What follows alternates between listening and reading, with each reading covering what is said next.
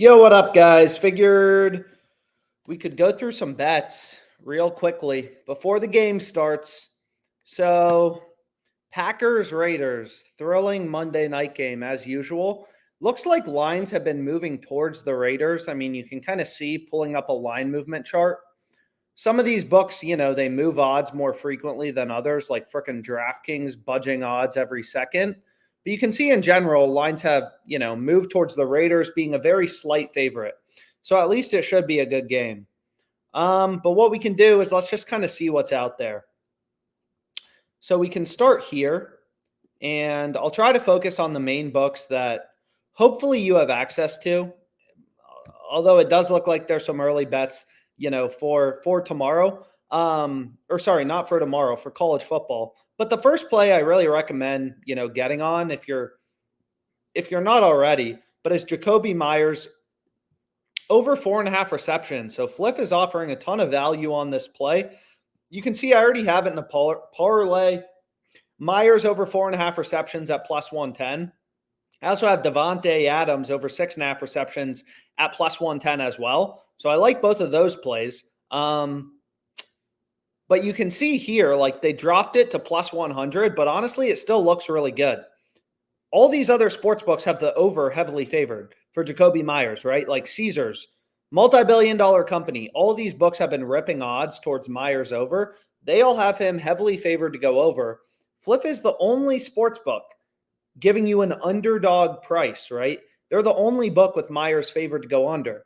So, just kind of like very simple, rational sports betting is if all the books have him heavily favored to go over, that's probably the pick we want to be on, especially if they're giving us underdog odds plus 100. So that's the first really good play. You can see there's some other bets, but where do we want to start? Oh my gosh, there's just a lot of bets right now. Getting overwhelmed. But anyways, let's go back here and let's kind of take a look. Where do we want to start? So we can start with Underdog Fantasy. And okay. Damn, we got a lot of bets showing up. Some of these are esports though, so I apologize if you only want plays for football. But what we can do is we can go through some of the football picks first. So if we go here to the Packers game, this positive EV tool, all it's going to do is scan the market, point out value. And if anything pops your eye or, appeals to you and you use that sports book, again, what's complicated about sports betting is U.S. regulation. Oh, what a surprise. Regulation is super confusing. But all these books, are legal in only certain locations. So you can see, like, this play looks really good on Bovada. Musgrave under 31.5 receiving yards. You can get this plus 110. Nearly all other sports books have this like minus 110, minus 120. So plus 110 looks really good, but you have to use the sports book. The more books you have, the better. Christian Watson under 3.5 receptions on Caesars. That looks really good. So you can kind of use this tool. It's called the positive EV tool. It's just going to scan, all these books have thousands of lines up, but most of them suck, right? The sports books charge the vig. They charge a spread. So we're kind of trying to zone in out of all this crap on every platform. We're trying to find, okay, like where are those few plays with value? So like this is the best play on Fliff and it's clear as day. But anyways, let's go to Underdog Fantasy now. And there are some picks I really like for tonight. So what I like is I like A.J. Dillon, no touchdown. I wouldn't pair these in the same slip. I've already used them. I've already hit my max on them too. You can see I'm on Davante Adams, no touchdown, as well as A.J. Dillon. And I don't think the market moved, but you can kind of look at this bet in a lot of ways. So first we can look at like, this is called a betting exchange. It's called the Betfair exchange. And you can see here, where's A.J. Dillon? It's in decimal odds, which is a little confusing. But what this means is he's plus 120, minus 170 to go under. So they have him as a big favorite to go under. I don't even know why I'm showing that. It's really not necessary. But if we go here to Dillon, right, if you take a look at all the sports books, A.J. Dillon is a big favorite to not score a touchdown. Fliff has him minus 180. Caesars, what sucks is a lot of these books, they only have one-way markets. So Caesars, they only have odds on A.J. Dillon to score a touchdown. They don't let you bet on him to go under. But you can kind of assume like, okay, like they're giving us the same odds. as Fliff, which is an underdog price, plus 120. So he's an underdog to score. He'd probably be like minus 180 on Caesars. So he's a really big favorite to go under, right? And that's really how you beat PrizePicks Underdog Fantasy, is these are fixed payout platforms, right? Like if we take AJ Dillon, we take him to, score or not score, we're still getting a 3x payout on Underdog, but we want to take his under because every sports book is saying he's a big underdog to score a touchdown. He's minus 180 on Fliff. Like, you get the point. So long story short, that's a really good pick on Underdog Fantasy. But what we can do, and like this play I already locked in, so I think this is good as well, but I already locked it in, so I'm not going to be able to bet it again. Dean Kremer under 3.5 hits allowed. Orioles also in elimination mode. So he's probably not going to be in the game much if he's given up hits. They're probably going to pull him and go to their bullpen early because 3.5 is a pretty low hits line. But, what we can do is we can try to find some picks on, Underdog Fantasy and CSGO. So if you want to pair for the AJ Dillon, again, I'm not going to be able to play AJ Dillon again, but I don't really care what I'm betting on if there's value. So you can see on the sportsbook screen, it's kind of recommending this play. Sousal, under 33, first two maps, CSGO. So what's great about CSGO is there's a lot of games, and a lot of games means a lot of opportunity for, sports books to screw up. So you can see Underdog has his line at 33. Even if you don't use PrizePicks or these other platforms, you still want to look at their lines as a source of information, right? All these books have really sophisticated models, so you want to put at least some weight into their lines. So knowing that PrizePicks is setting their line at 31, ParlayPlay 31.5, JockMKT 30.5, all these things make it pretty clear to us, like, hey, getting this under 33 on Underdog, it seems like their line is too high.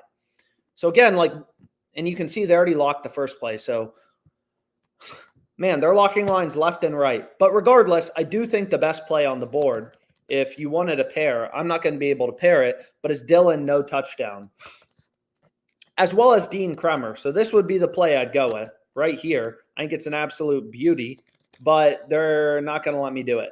You'll see right here. They're going to be like, oh, you can only bet $100 max, which is annoying, but it's just part of the game. Is the hard part is getting down enough action, because these books will limit you to like $100 bet sizes. Anyways, what we can do next is we can go to PrizePicks or ParlayPlay. I mean, we can kind of look at either, and we can also go back here and where are the best plays we got in this game? Christian Watson under, Devontae Adams over. We already went through it.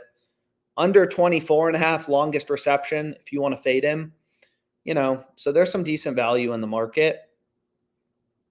But what we can do is we can get rid of this, and we can kind of start to zone in on just what about other plays? Not only for Monday Night Football. I mean, it's not that exciting of a game anyways. So maybe we're just show us some profitable picks, period. So I'm just going to put in the books I use that are legal in a bunch of locations, FanDuel, Caesars. Soccer's been my most profitable sport on FanDuel, so I wouldn't sleep on soccer. But you can see there's some early lines, some available, Missouri, whatever. But let's get rid of this for now. And let's just take a look at maybe PrizePicks. Because PrizePicks, there were some good plays. So we can go back here to PrizePicks. I actually started building a slip. But you can see PrizePicks has this play on AJ Dillon as well. Again, you'd want to take his under. And this play I think is quite good. But another play I like, well, this play you wouldn't want to pair with it necessarily, but it's Anders Carlson. And please be careful. I wasn't earlier, but there's two Carlsons playing. But these plays seem pretty good, and they both pair well together. So Jordan Love under in rushing attempts, right? It makes sense to take under in rushing attempts and then also under in field goals made. If the Packers have the ball less, if the Packers play a crappy game, Jordan Love probably didn't rush over 3.5 times, and Anders Carlson is more likely to go under. But you can see here, why are these picks good on PrizePicks? Is if we just look at Fliff as an example, is you'll see they have him super heavily favored to go under. right? They have his under super heavily favored.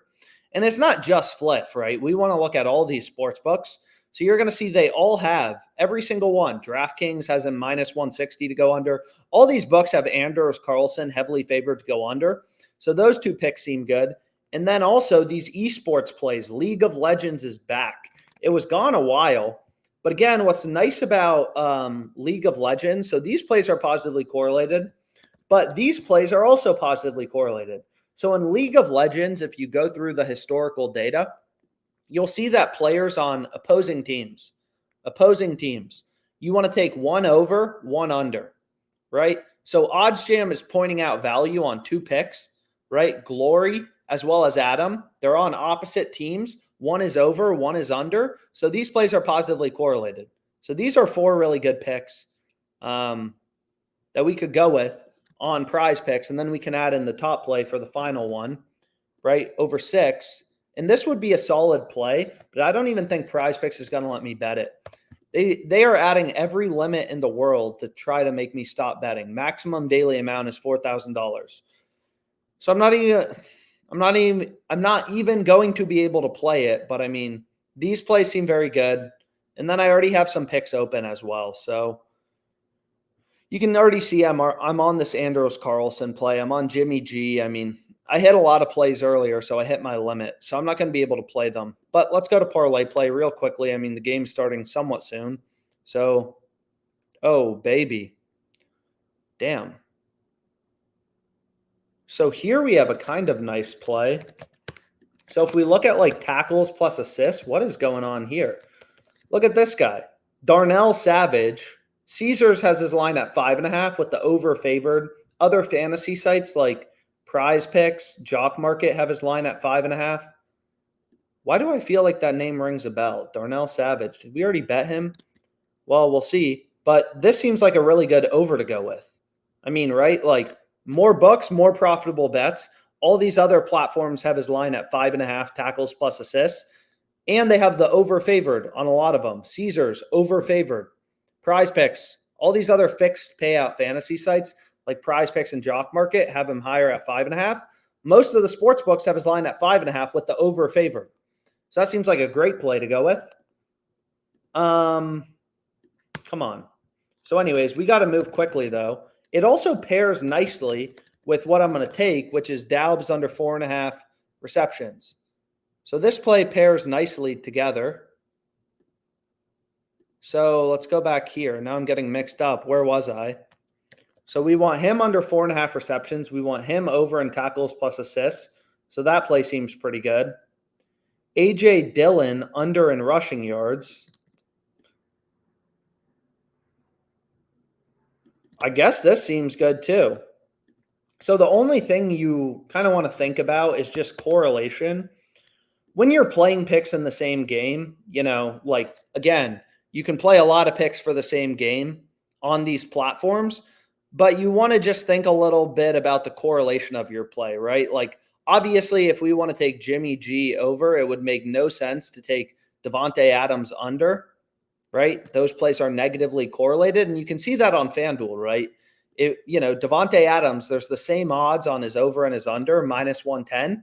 But if you take both Jimmy G and Adams over, your parlay is only plus 158. Whereas if you switch him to an under, they give you plus 379. But anyways, what I want to look at is the correlation between A.J. Dillon under in receptions. So let's go to receptions quickly. And let's see if we can find anything good. Damn. So we're going to take him to go under. And then we just want to be like, okay, let's take a look at rushing yards. And we want to look at A.J. Dillon. So it doesn't really make sense. It looks like it's a little negatively correlated. You'd want to take one over, one under. So we want to skip that over. Hunter Renfrow under 19.5 receiving yards. FanDuel has him at 16.5. Looks like the other books, again, you want to consider the juice. Is all these other books have his line at 18.5, but they have the under heavily favored. So this seems like a decent play to go with. Renfrow, under. So I want to get rid of this play on A.J. Dillon. And what's nice about this ParlayPlay platform is they let you bump the line in any direction, you want to. So for example, we already have we don't have Devontae Adams, but like you can bump the line kind of in your favor. So maybe as an example, what's a good example? So Jackie Young, it's recommending we take her under 19.5 points, but this plays in yellow, so it's not like as good of a play. So what we can do is we can bump her to under 20, although half of a point is kind of crappy. It's like, yo, give me more than half a point, kind of shit. So anyways, what we can do is we can be like, nope, no thanks to that. We can see if it works for player outs. Does it work for player outs? So 14 versus 15 is a pretty big difference, but it's recommending the over.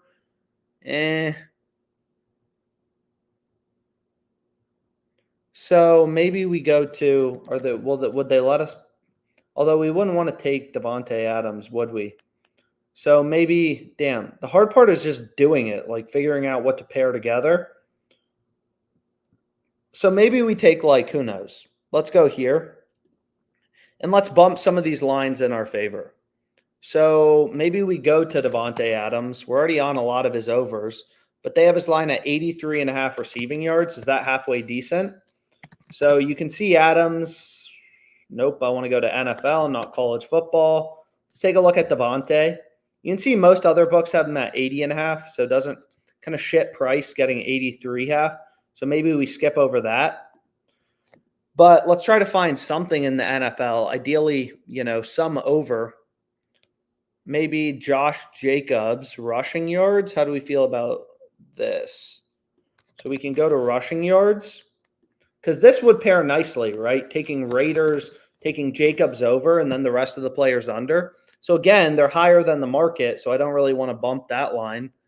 Man, they're higher on all these players, but we can look at Jacoby.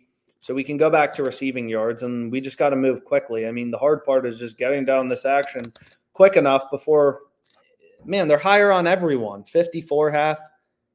They screw up a lot of their lines, and that's great usually, but not when you're trying to find one last play to go with. So what I do want to do, what I can take is we can take like, whatever this player, and let's just bump his line to 8.5, right? If the Packers don't have the ball as often, right, then this guy, we want to take him under in tackles plus assists, Robert Spillane. So we'll just do that. And that'll work. And then Watson plus Adams under. How do we feel about this? Well, we're already taking one player's under, so maybe not. So maybe we kind of venture down here and we can take him under 28.5.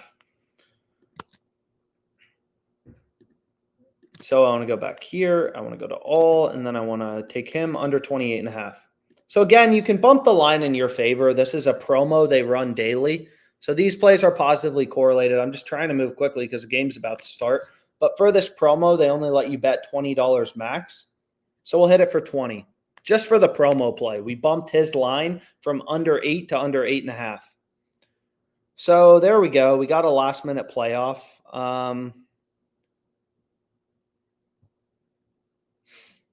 And I guess that's it. Enjoy the game. Thanks so much for tuning in.